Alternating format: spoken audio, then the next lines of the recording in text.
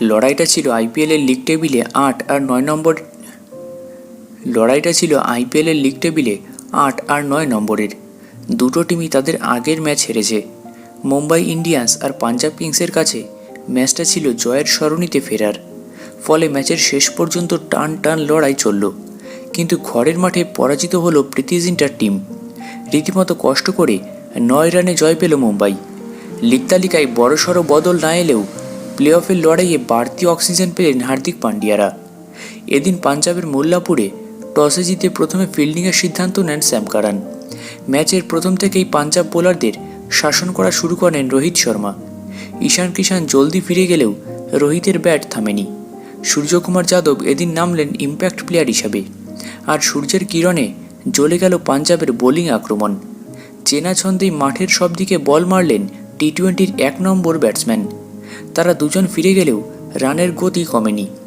বাকি কাজটা এগিয়ে নিয়ে যান তিলক বর্মা আর টিম ডেভিড। হার্দিক পান্ডিয়া এদিনও ব্যর্থ, কিন্তু তাতেও স্কোরবোর্ডে ১৯২ রান উঠল। বড় লক্ষ্য থাকলেও একেবারেই অসম্ভব ছিল না। কিন্তু প্রীতি জিন্টার টিম প্রথম থেকেই আত্মসমর্পণ করে বসল।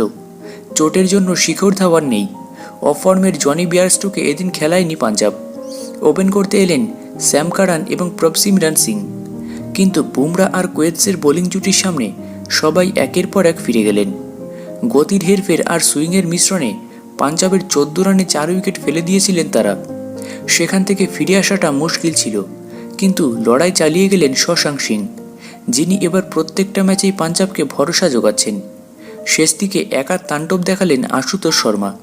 চলতি আইপিএলের অন্যতম আকর্ষণ বলা যেতে পারে তাকে। মাত্র ২৮ বলে ৬১ রানের ইনিংসে মুম্বাইয়ের হাত থেকে জয় প্রায় ছিনিয়ে এনেছিলেন পাঞ্জাবের এই ব্যাটসম্যান।